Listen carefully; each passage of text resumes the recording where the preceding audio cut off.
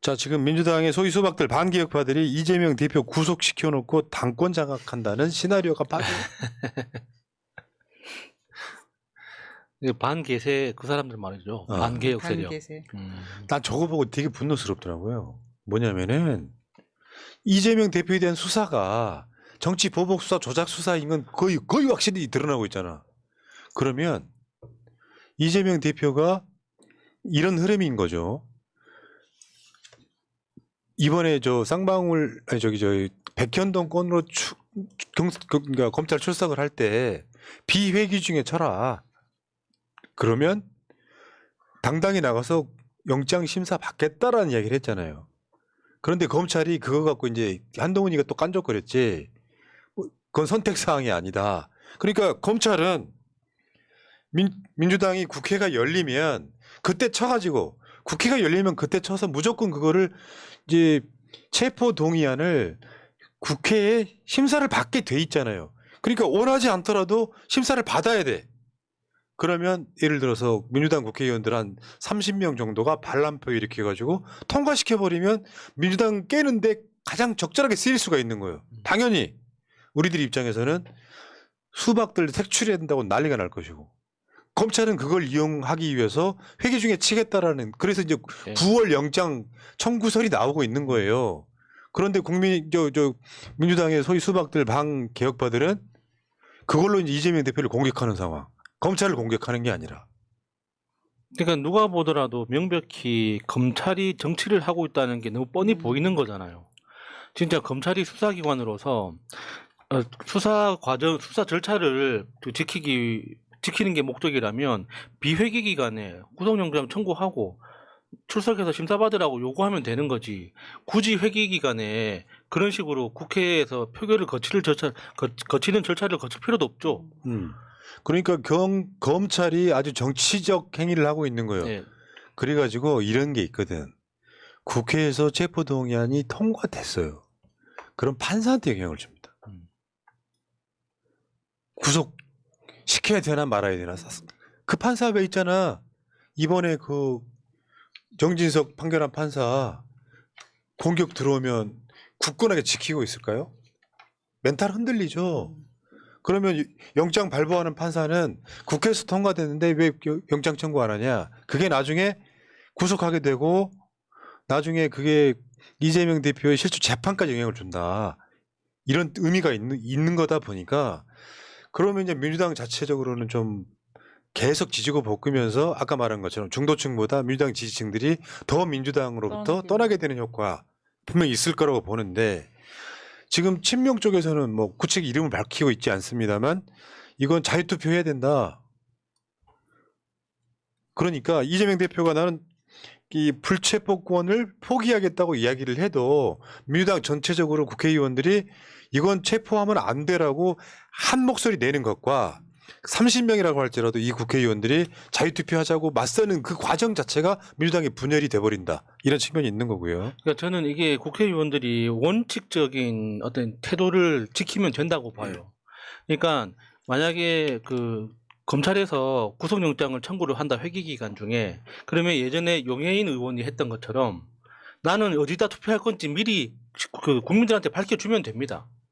나는 이번에 그러니까 구속영장 청구 들어왔지만 난 거부의 표를 던질 거다. 왜냐 검찰의 지금 수사는 그 부당하기 때문이다. 밝히면 되죠. 근데 그거를 안 하니까 그러니까 뭐 이게 비밀 투표라는 어떤 그 명분 때문에 이렇게 서로를 의심하게 만들고 있지 않습니까? 저는 민주당 의원들이 그 정도는 할 수 있다고 봐요. 그게 페이스북에다가 쓰든 자 기자회견을 하든 트위터에다 올리든 어디든 상관없이 국민들이 볼 수 있는 공간에다가 나는 이번에는 이렇게 투표를 하겠다. 그래, 밝히면 되죠. 그러니까 민주당에서 지금 한 30명 정도로 예상되는 그 국회의원들이 어떤 짓을 하는지 우리는 딱 기억하고 있어요. 문제는 이제 저번에 장성철이가 당대표 10월 사퇴설이라는 게 있었잖아요. 그게 뭐냐면 이재명 대표가 당대표 당선된 게 8월 달 말이었어요. 그러면 지금 현재가 1년 남은 시점이죠. 근데 당원 당규에 8개월 미만이냐 8개월 이상이냐가 10월 달을 기점으로 있는 거예요. 그 8개월이 안 남았을 경우에는 당대표를 새로 뽑는 게 아니라 당연직으로 비대위원장의 원내대표가 돼요. 기억하시겠지만 성윤기는 물러나고 윤호중이 비대위원장 했던 거랑 예. 똑같은 맥락이에요. 아우 씨. 그러면 9월 달에 검찰이 영장 청구를 해서 이재명 대표가 만약에 구속되는 사태가 오면 소위 반개세 수박들이 뭐라고 하겠냐고. 당신의 사법 리스크로 구속돼 있으니까 물러나라고 난리를 칠 거 아니에요. 저는 이재명 대표는 혹시나 구속되기도 힘들지만 구속된다고 해도 당대표 안 내려올 가능성이 되게 높아요. 내려놓으면 안 된다고 생각하고요. 네, 그 법을 바꾸려면 바꿔야 됩니다. 왜 그 당 대표 뭐라고 하죠? 거리시? 그 원내대표가 예. 하는 거 대신 하는 거 원내대표는 당원들이 뽑은 게 아니에요. 왜 원내대표가 수석 최고위원보다 위에 있는 거죠? 당 대표가 거리가 되면은 수석 최고위원이 맞는 게 맞는 거 아닙니까? 왜 국민이 뽑지도 않은 사람을 갖다가 그 자리에 앉히냐고요. 이거 잘못된 겁니다. 그러니까 우리는 이제 그걸 나쁜 의도로 보는 거, 사악한 의도로 보는 거지. 이재명 대표를 흔들고 차라리 감옥에 보내서 구속을 시킨 다음에 자신들이 당권을 사실상 장악하는 거잖아요. 땅땅땅 때리는 사람이 박광훈인데 그러면 그 비대위원장 체제로 가거나 또 다른 인물이 비대위원장으로 올 수도 있겠죠. 근데 이제 이낙연은 아닐 거고 그건 어렵고 현실적으로 어렵고 그러면 그 비대위원장 체제 내에서 총선을 치르면 공천관리위원회라든지 하는 게 다 결국 사인을 원내대표가 하게 되는 측면이 있고 뭐 이런 과정들이 있기 때문에 그렇게 의도하고 있는 게 아니냐라는 의심을 해보는 건데 어저께 여러분들 그 더민주 전국혁신회의 행사 보셨죠 저거 네. 대부분 보셨는데 진짜 드림팀 총출동했다고 볼 만큼 진짜 볼만한 행사였어요. 일단 뭐 저 정청래, 박찬대, 장경태 안 보신 분들이 있어 분명히. 민영배, 강덕구. 강덕구 뭐 거기다가 여기 야 어저께 나는 저기 남영이 새로 봤거든요. 진짜 남 위원장. 야 남 위원장 토론 엄청 잘하던데. 멋있었습니다. 정치 1번가랑 다르던데. 사람도 많이 왔고요. 예. 그래 저 행사에서 민영배 의원이 한 말입니다. 체포동의안 관련해서 만약에 그게 이제 투표가 이루어지면 민주당 국회의원들은 본회의장 들어갔다가 투표 시작하면 빠져나와 버리면 된다. 그러니까 의결 종족수는 채웠지만 뭐한 200, 한 90 몇 석 이렇게 될 거 아니에요. 그중에 150석 넘어가니까 투표는 성립이 되는데 다 기권이 돼 버리는 거잖아요. 예. 그러면 그 통과 못 시킨다. 그러니까 묘안을 저렇게 이제 이야기를 내는데 또 저거 갖고도 지지고 볶고 말이 많을 건데요. 실제로 이제 민주당 내에서 저런 식으로 뭔가를 하게 되면 남아있는 놈들이 역적이 되겠죠. 그러니까 비겁한 거예요. 자기 의사표시 밖으로는 못하면서 비공개 의원총회에서나 지지고 볶는 애들. 어제 사실 이게 그렇게 홍보가 되지 않았고 어차피 여기에 이제 원외 인사들이 많이 오기 때문에 그런데 채팅창이 계속 이런 행사를 알려줬으면 나도 갔을 텐데라는 아쉬워하시는 분들이 많더라고요. 그래서 저 자리가 꽉 차 있었고 뒤에 못 들어오신 분들까지 있었거든요. 저기 어제 엄청 더웠던 사람이 많으니까 에어컨 빵빵하게 들어도.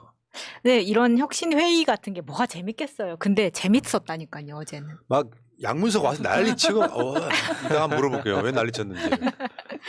뭐 거의 뭐 무슨 대선 유세하는 것 같았어 느낌이. 근데 사회 보시는 강의원 그 사무처장이 항상 정말 재밌습니다. 네. 자 그리고 혁신안에 대해서 이야기 한번 해볼게요. 지금 현재 민주당 지도부 이재명 대표 등이 가장 걱정하는 건 저걸 거예요. 중앙위 통과. 당무위원회는 한 100명쯤 하거든요. 근데 저거 이제 그 공천 룰로 확정을 하려면 혁신안을 통해 확정하면 대의원제 폐지 포함 뭐 하위 10%는 40% 감산 이런 거 있잖아요. 중앙위 통과가 가장 힘들다는 거죠. 그래서 슬금슬금 후퇴 대의원제 정상화가 아니라 한 10% 정도 주면 어떨까 이런 이야기 나오고 있는 게 저 중앙위 때문에 그래요. 중앙위는 한 700~800명쯤 되는데 현역 국회의원 지역위원장, 지자체장 이런 사람 다 포함되어 있는 거예요. 민주당에서 민주당 간판 달고 나름 이렇게 뭔가 하고 있는 사람들이 다 포함되어 있는 거예요. 저 중앙위는 아직도 상당히 보수적이다. 그러니까 지금 원외 지역위원장도 상당수는 지금 뭐 대의원제 정상화 등에 찬성을 하고 있긴 하지만 그 기득권 내려놓기 싫은 거예요. 저 중앙위 통과는 내가 지금 가장 고민하는 지점이 저거거든요. 중앙위 통과가 중간에 만약에 부결돼 버리잖아요. 그럼 민주당 지도부가 받는 타격이 엄청 크다는 거예요. 지도부뿐만 아니라 지지자들이 받는 타격도 그렇죠. 굉장히 클 네. 거예요. 특히나 그러니까 이 당원은 아니지만 그러니까 심정적으로 민주당을 지지하고 있는 그러니까 여론조사에서는 중도층으로 표출되는 사람들 있죠. 그 중도층에 미치는 타격이 굉장히 클 거라고 봅니다. 이런 결국에는 거는 여론 진통 끝에 혁신안을 내놨는데 혁신안을 상징하는 그 하나의 제도가 대의원제잖아. 그거잖아요. 그러니까 그 자체가 좌절됐다는 신호가 발신되면 그 타격이 굉장히 클 거라고 저거 봐요. 중앙위는 내가 봤을 때 거의 도박에 가까울 거예요. 통과되면 그게 51%라도 이제 의미를 갖고 통과가 안 되면 현 지도부가 사퇴도 해야 될 가능성까지 생기는 거라서 저걸 던지기가 되게 어려운 거죠 지금. 그러니까 일정을 못 잡고 있는 거예요. 혁신안에 대해서 관련해 갖고 의원총회를 했더니 20명이 벌떼같이 달라들어 갖고 혼자 정청래만 찬성하더라고. 정청래 본인이 한 이야기예요. 실제로. 그러니까 저 중앙위를 통과시키는 방법은 저도 묘안이 없는데 가장 중요한 거는 자기 지역의 지역위원장 또는 현역 의원, 다음에 지자체의 의원, 지자체장 이런 사람들을 압박하는 수밖에 없어요. 그래서 뭐 예를 들면 우리 구의원 누구님, 우리 지역위원장님 현역이 없으면 현역 의원님 혁신안 통과됐으면 좋겠어요. 공식적으로 저는 이렇게 보거든요. 아까 말한 방법이긴 한데 이 사람들이 자기 SNS 통해서 나는 혁신안에 찬성일세 반대세를 계속해서 강제하는 것도 방법 중에 하나인 거죠. 좋은 네. 방법이겠네요. 그러니까 나는 찬성하는 사람은 찬성을 분명히 이야기할 거고 반대하는 사람은 말 안 할 거고 그러면 반대 안 하는 것은 그러니까 저 SNS 의사표시 안 하는 건 무조건 반대하는 걸로 간주를 하고 이게 우리가 당원의 힘으로 압박할 수밖에 네, 없는 근데 이제 거예요. 압박할 때 험한 말 쓰지 말고 좋게 예쁜 좋게 말로. 좋게. 네, 예쁜 설득해야 말로. 되는 네, 거니까 네. 본인 살고 계시는 구의원이나 시의원들 지금 SNS 정도는 다 알고 계실 거예요. 이번 기회에 한번 확인해 보시고 당원인데 혁신안 꼭 통과하게 해달라 이런 문자 보내시는 건 좋게 보내더라도 약간 네. 압박은 될 겁니다. 자, 저거 읽어주세요. 혁신위가 국회의원 불체포 특권 포기를 제안했을 때에는 나는 민주당 혁신위원회 혁신안에 찬성합니다. 강병원, 고용진, 김경만, 김종민, 김철민, 민홍철, 박용진, 서삼석, 송갑석, 신동근, 양기대, 어기구, 오영환, 윤영찬, 윤재갑, 이동주, 이병훈, 이상민, 이소영, 이용우, 이원욱, 이장섭, 조승래, 조호섭, 조응천, 최종윤, 허영, 홍기원, 홍영표, 홍정민, 황희. 저게 31인이에요. 31인. 혁신위가 권리당원, 대의원 1인 1표제 도입, 선출직 공직자 상대평가 하위자에 대한 페널티 강화를 제안했을 때에는 나는 민주당 혁신위원회 혁신안에 반대합니다. 고영인, 김종민, 강병원, 최인호, 조응천, 양기대, 전해철, 박용진, 윤영찬, 홍영표, 이원욱, 고민정, 이상민, 김한규. 아, 저게 지금 의원총회 때 저런 사람들이 나와서 반대 토론했다는 거잖아요. 참. 그러니까 결국은 이런 거예요. 이재명 대표는 사실상 현재 여러 가지 이유로 고립되어 있는 거죠. 당원들만 지지하고 있는 느낌. 네. 정청래 등 몇 사람을 제외하고 나면 아니 의원총회를 하면요. 지금 뭐 밖에다가 떠들고 있는 초선들 뭐합니까? 혁신안 찬성한다는 이야기 못해요? 국회의원들 한 20명이 벌떼같이 달라들었는데 왜 혁신안 반대한 사람밖에 목소리를 안 내냐고요. 초재선이 합쳐가지고 100명이 넘는데 민주당이 도대체 뭐 하는 건지를 모르겠어요. 이젠 당원이 나서야 될 때인 거예요.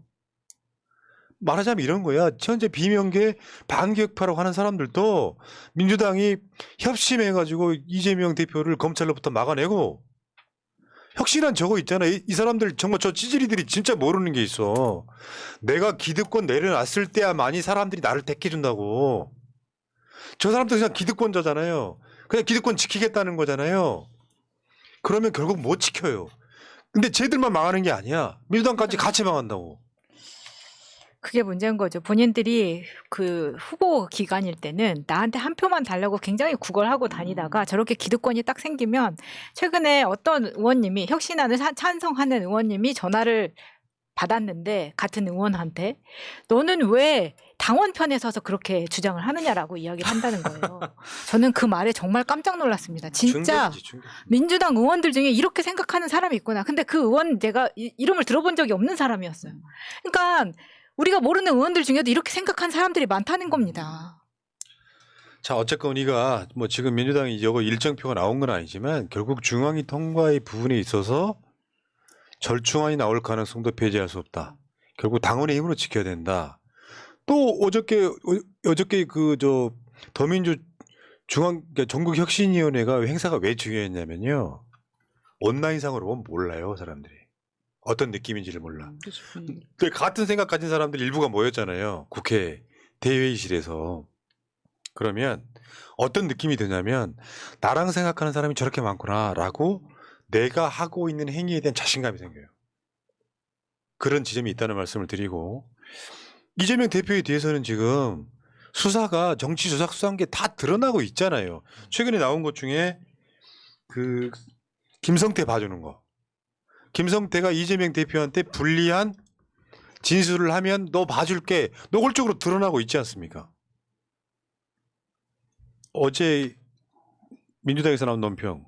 검찰이 김성태의 남북교류법 협력법 위반 혐의 또한 뭉개고 있다는 정황이 드러났다. 이미 쌍방울 내부 자료나 수많은 증언을 통해 쌍방울이 북한에 건넨 돈은 쌍방울의 대북 사업권 체결에 대한 합의금이라는 것이 여러 차례 드러났는데도 불구하고 김성태가 구속된 지 약 한 달 만인 2월 3일 검찰은 남북교류협력법 위반 혐의를 쏙 빼고 김성태를 기소했다.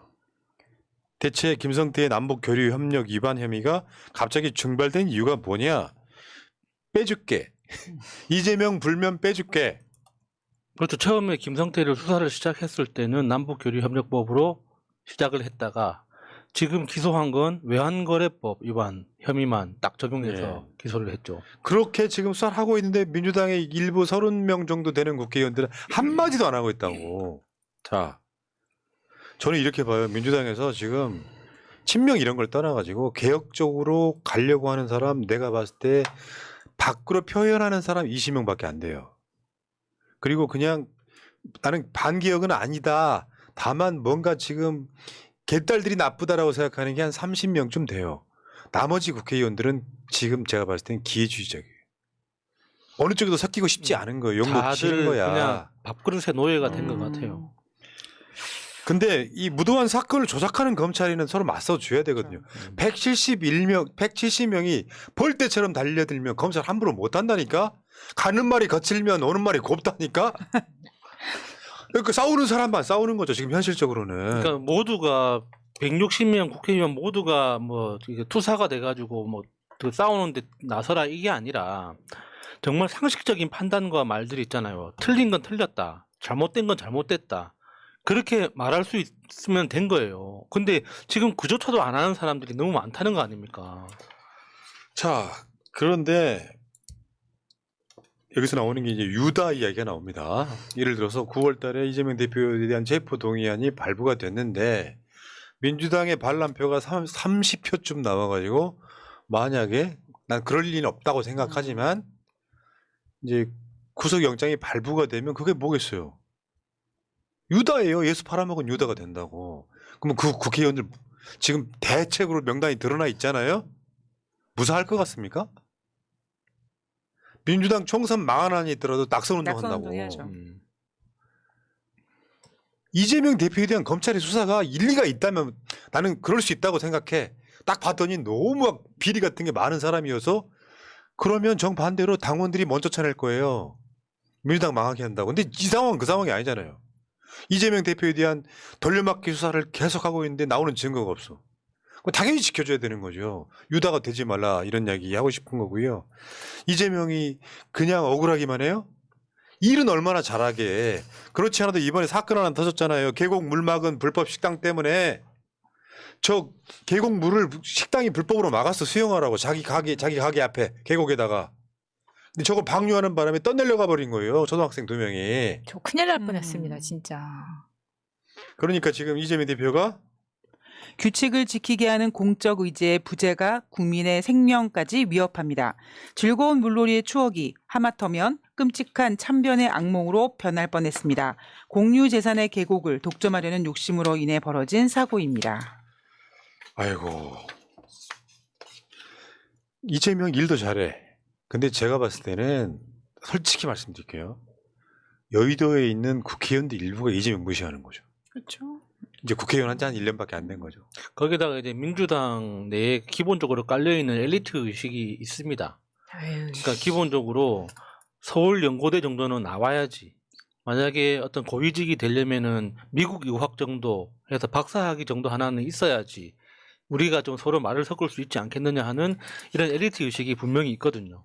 그러니까 이게 언론이나 일반적인 그 당원들하고 이야기할 때는 그런 느낌을 전혀 못 받죠. 근데 내부적으로 끼리끼리 이야기할 때는 기본적으로 이게 왕따시키는 그런 의식들이 분명히 존재하거든요. 근데 그런 것들이 계속 작동을 하는 거고 어떤 면에서 보면 상당수의 절대 다수는 이재명 쪽으로 오고 싶어 해요. 전 그건 알아요. 제일 두려운 건 사실상 지금 그러니까 30명의 알리바바 도적들도 있잖아요. 걔네들도 두려운 건 사실이에요. 그러니까 집단으로 자기들끼리 뭉쳐가지고 스크럼 짜고 지금 저항하는 느낌이 있고요. 다만 이재명 대표 체포 동의안 결과가 어찌됐건 상관없이 찬성을 누르는 자들이 있다면 그건 용서할 수 없는 거겠죠.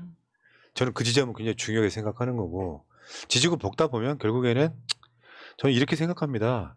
당이 깨지는 한이 있더라도 저는 혁신안 통과시켜야 된다고 생각하는 주의예요. 주의. 근데 그거 어떻게 될지 모르겠어요.